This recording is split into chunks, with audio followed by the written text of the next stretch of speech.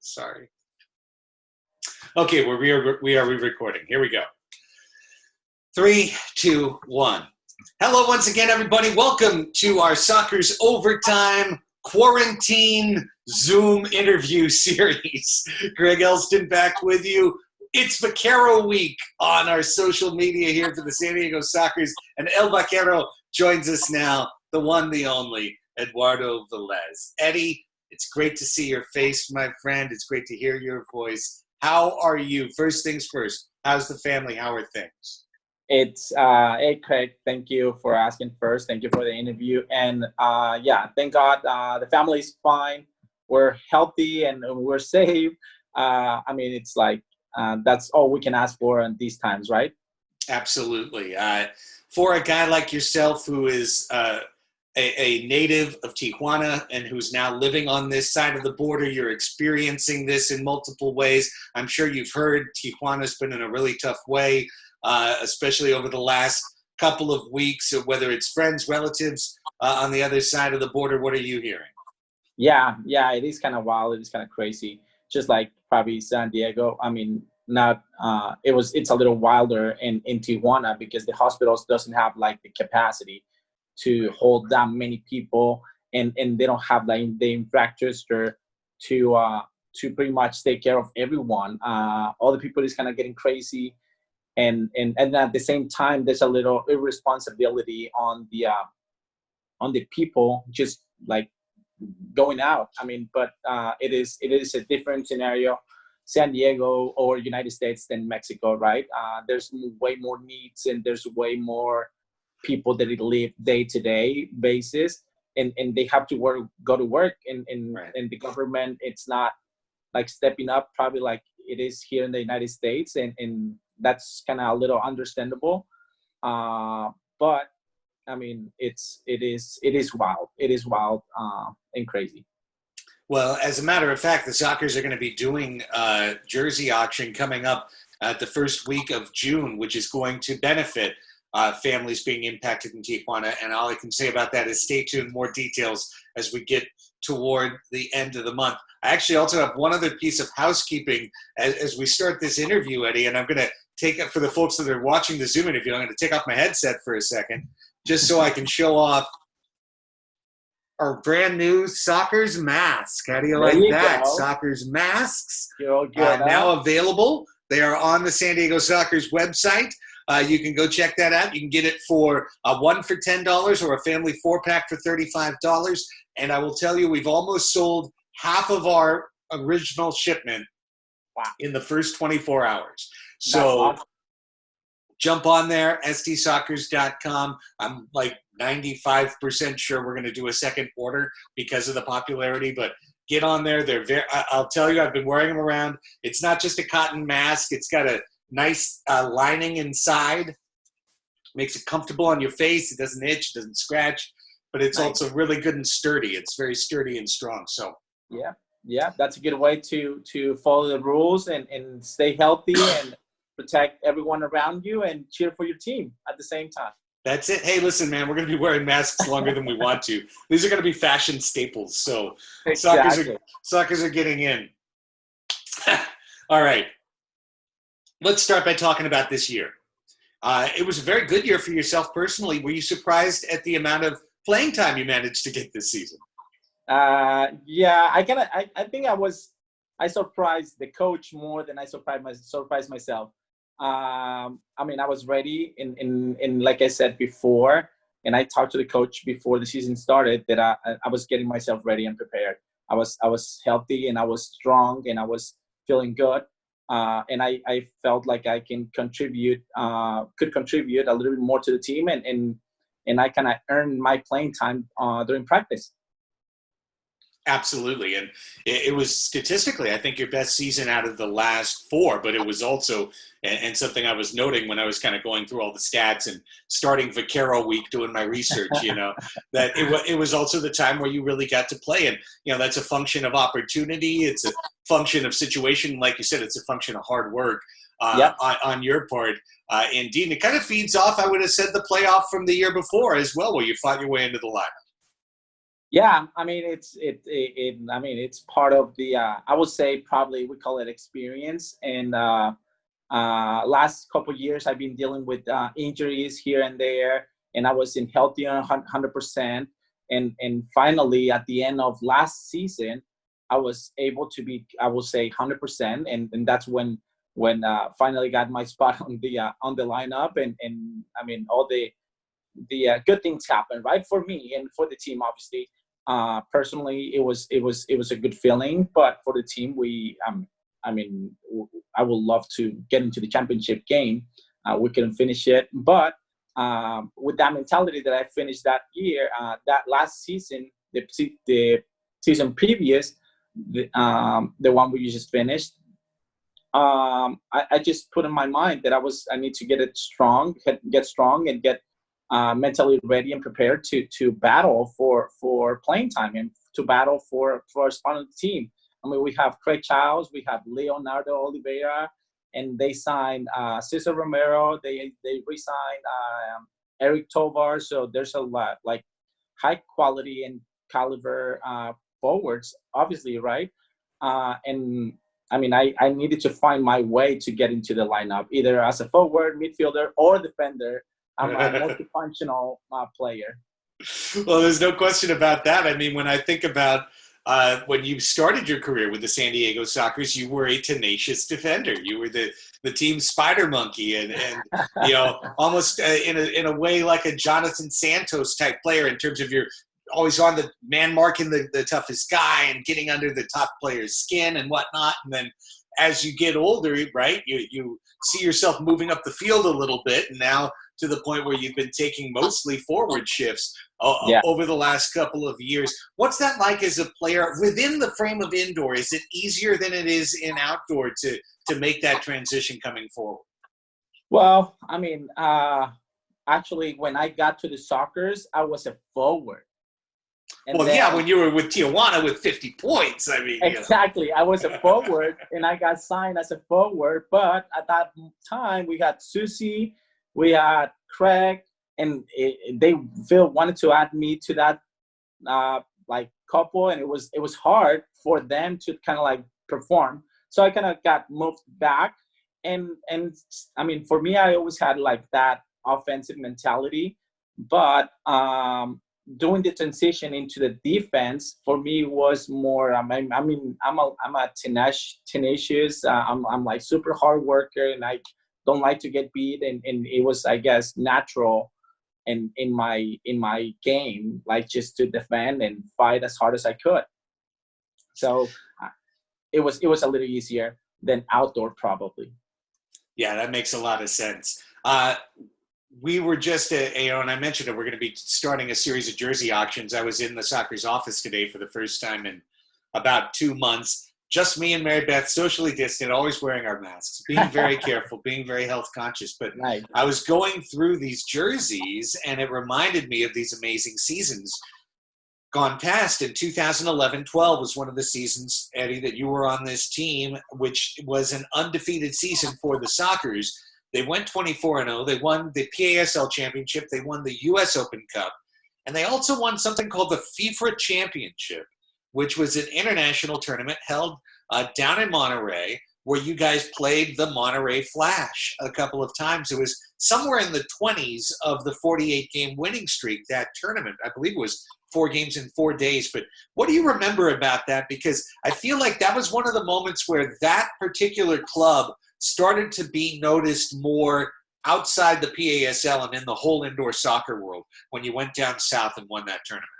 Yeah, I mean, it was an amazing experience. First, we went to Monterey, and yes, you were right. I think we played 5 games in 5 days, something like that. It was crazy. We played one team from Canada. We played another team from Peru, I believe, and we played Monterey twice. And Monterey was, I mean, you know, all the Mexican teams are always super hard workers, and they never give up, and they just keep fighting throughout the whole game, regardless of the score. and that was one of those games, right? The final was against Monterrey, and we ended up winning the championship, the FIFA Championship. It was great because it was my first international experience with the Soccers. And I got to like know all the guys and get more close to the players and kind of like bond together. Absolutely. Yeah, it came together on and off the field in that particular season, an undefeated season for the San Diego Soccers, en route to a 48-game winning streak. At what point in that winning streak, Eddie, did the team start to care about the streak itself? Well, to be honest, I think, well, me personally, I don't think we never thought about it. I never thought about it. And I don't think the team was like super concerned about the streak. We just kept playing, and we knew that we have to show up every single game with the same mentality and wanting to win every game. We never thought about getting to the 30 or 40 or whatever, 48 that we got at any point. We were just playing, we show up and we play as hard and as good as we could every single game. And the soccer, yeah, from 1 to 48, it's just amazing to think that any club in any sport anywhere could accomplish something the way that the San Diego Soccers did. We've talked a little bit about your time, coming from Mexico and playing in Mexico, the Soccers playing down in Mexico. I think we know what indoor soccer used to be in the United States, and we know what it is now and what it would like to be. How would you describe where indoor soccer is within the ecosystem of Mexican sports overall within the country? The indoor soccer has been growing, and every year has been growing. Probably not professionally throughout the years and throughout the whole states, because like I mentioned, just like on the hospitals, right? We don't have the infrastructure to hold a professional team. We don't have an arena in Tijuana. We don't have an arena in Mexico City, like a proper arena. We don't have there's several states or cities that they don't have a proper arena. Right now, the Mexican League, the Federación Nacional de Fútbol Rápido, which is Mexican Federation of Indoor Soccer, they're running a professional league, which has been held on outdoor fields, right? Just like Ferrari, when we used to go and play in Ferrari, and it's like it's a high quality teams, high quality players, and you can tell, obviously, right? I mean, the majority of the Monterrey Flash players play on that league, and now you see Monterrey Flash on the top of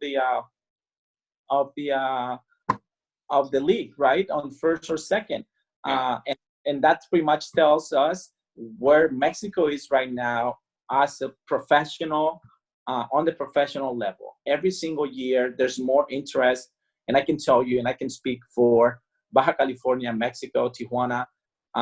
There's more interest for professional indoor soccer, and there's a lot of people talking and wanting to bring back the professional indoor soccer to Tijuana or to Baja. Let's put it that way. And I've been getting calls, and I've been getting people trying to reach out, get a hold of me, how I did it that time when Revolucion Tijuana started, how we did the Atletico Baja and all that stuff. And I've been talking to people, and I mean, for me, it's exciting, right? To know that there's such an interest of bringing back that game to the city. Well, you alluded to it, so I've just got to ask. I mean, you were at one point one of the owners of Revolucion Tijuana when they played in PASL. Would there ever be any interest in trying to be a director técnico for a Tijuana franchise, or someone who could try and lead a Tijuana franchise for it to be able to come together? Yeah, I'm getting to that point right now. Right now, I still think that I can contribute a little bit more on the field, and I think I can at least make my teammates better and encourage them to become a better players, or at least demand from them more during practice and lead my team at least like during practice to a championship. But I mean, to be honest, I'm getting to that point, right? I'm 38 years old. I'm gonna be turning 39 in October, and it's getting to my mind, obviously, right? I want to be around. I want to be involved with indoor soccer, and that's one of my goals. Probably, I don't know if Tijuana. If there's an opportunity in Tijuana, I would love to go to Tijuana. If not, I don't know. Probably another team. We'll see. That makes a ton of sense. So we're all in such an uncertain time right now in terms of, what's going to happen with the MASL. Are they going to try and do something? I was just listening when I was in the car on the way back from the office to an LA Times reporter talking about MLS wants to put everyone in Orlando and do some kind of tournament so that they can get back on TV and et cetera. Of course, the MASL doesn't have ESPN to cater to, Yeah. But do you think that's something that's even viable?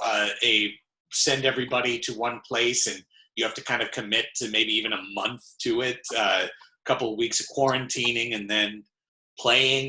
Does that even sound feasible? That's a good question. If you ask me as a player, I will say yes.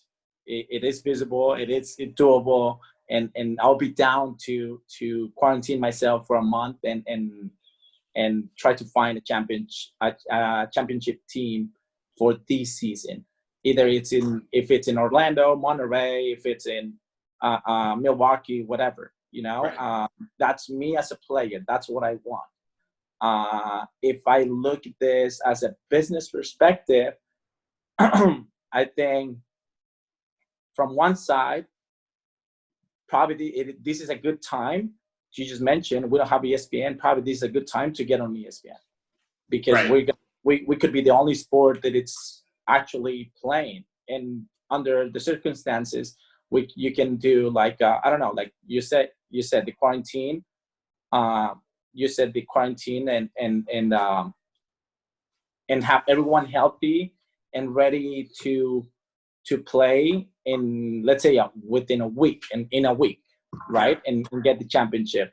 And that would be a good spotlight for ESPN to take a look at us and have the only product right now to offer, right? Right? Hey, why not? Yeah, I mean, if nothing else, maybe the championship game, right? Get the championship on, and it's going to beat the rerun of cornhole that they're showing, or exactly. They're showing cornhole. I mean, it's doable, and that's how I see it as the business perspective, right?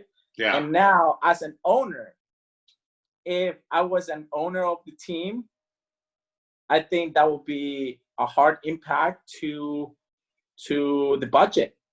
Right.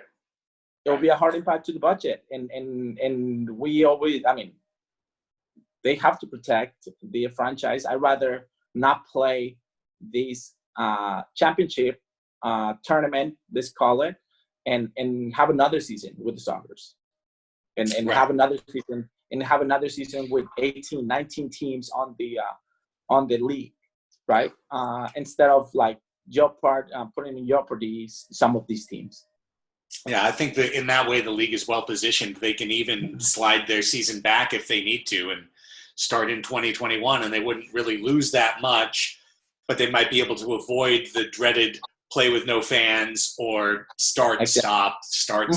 You just can't do that. So yeah, good points, El Vaquero. All right, I got just a couple more things before I let you go. So we're going to cut some video. We've been doing this for every player each week on social media, kind of great moments in history. And you've scored some huge goals along the way for the San Diego Sockers. And there's two in particular I wanted to highlight. One being against the Dallas Sidekicks at home with no time on the clock, scoring at 0.1 or whatever. And then the other being the match against Tacoma, double overtime, getting the feed from Brandon, and finishing it. When you reflect on those two goals, how would you weigh one against the other? Those are two huge goals in the last 10 years of soccer's history. Yeah, that's true. Well, I'm gonna be honest. Both goals are super special. The first one, which is Dallas Sidekicks, that was my first time playing against Dallas in my career, and that was my first goal scored. Well, second goal that night against Sagu. Yeah, I never scored against Sagu before, so it was kind of like getting that out of my system, and it was amazing, right? I mean, the feeling, it was just great, and the atmosphere and everything involved was just great. And that was the 48, I believe, win during that season, because then after that we went to Dallas and we lost in Dallas. Yes, we lost in Dallas. I will tell you, I will actually correct that record. We lost in Dallas, and then we played them at home, and that was the 40th home win. Oh, we had a 40 home game winning streak. That is right. And because we had lost to them, and then it looked like they were going to beat us, and that they were going to be the team that broke our overall streak and our home streak. Yeah. And instead it was Zay with 8 seconds left and you at the clock. So I mean, definitely that was special. But I will say the Tacoma, it's way more special. Why? Yeah. Because it was on my son's birthday. It was my son's birthday, and it was a lot of feelings, like cross feelings, and it was just amazing. I didn't supposed to play that game, and I ended up scoring 3 goals, and I mean, it was just like everything combined together. I mean, everything came together for me to be a great night. And I'm always gonna remember that, because it was my son's birthday. So I would take that one. Yeah, that's amazing. And you got the chance to bring that little Iho down on the field and do a Mexican hat dance this year. That was this year. It was something that I talked to my son. Hey, will you be down to celebrate with me? And he's like, wait, what? And I'm like, yeah, if I score a goal, will you come down to celebrate and do the hat dance? He's like, yeah. And I'm like, okay, I'm going to look for you. And I talked to my daughter, and I talked to my wife, and I told them, as soon as I score, make sure that you bring Lalito down to the boards, and he's going to dance with me. And he did it. So it was amazing. That was an incredibly special moment. You know, just thinking about that Tacoma goal, one other note is that, and we'll be showing that highlight later this week, you get basically tackled to the ground at the end of your celebration run. You're laid out like a snow angel, and then you get the biggest hug from Landon Donovan that lasts like forever. And as I watch that back, I'm like, Eddie, if you want to know how to get a big hug from Landon Donovan, make him $10,000 on one kick, and you will get a big hug from Landon Donovan. I know, right? I know. That was, yeah. I mean, just like you described it. I mean, it was special. It was special. Everything, all the people involved, all the players involved, and I mean, just the date. It was just amazing. It was just amazing. And Landon Donovan, obviously a legend of soccer. I mean, it's great. It's incredible great. Incredible stuff. You know, not to think that, you know, Hugo Perez and Landon Donovan have played for the San Diego Sockers. One of, if not arguably, Mexico's greatest player. One of, if not arguably, the greatest player in U.S. history. Yep. And they've both played wearing the San Diego Sockers. You know, one a crest, one a logo, but you know, wearing that Sockers name on their chest. That's just part of the proud history of this club. Who's the next guy the Sockers should go get? I mean, Chicharito, he already signed with Galaxy. I think we're a little late. With Galaxy. I know. Bella? Yeah, there we go. I know you like Bella. You know I like Bella, yeah. He's probably a little out of our financial class right now. He is. Yeah, but I mean, I don't know. I mean, it has to be some quality player that they bring something to the table, just like Donovan, right? I mean, Donovan brought something to the table, and he helped us on the power play. He was like, he was really good at it. So it has to bring something to the table. I mean, not just the name, right? I mean, he was really good. He was really good.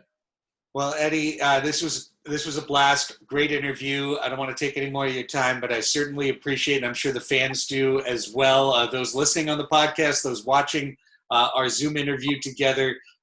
Thank you so much, buddy. Enjoy the rest of Vaquero week. I hope you like it as we're spending some time talking about you this week. Thank you very much. I mean, I didn't know that I scored that many goals. So you guys posted. I was like, oh my God. Well, I don't have as much as Craig, right? But it's like, it is really good. I mean, it feels really good. And I mean, thank you, Craig. Thank you very much for this detail and I mean, make me feel special. I mean, I love the San Diego Sockers. I love San Diego and love to finish my career here. El Vaquero week. Thank you so much, everybody, here on our Sockers Overtime.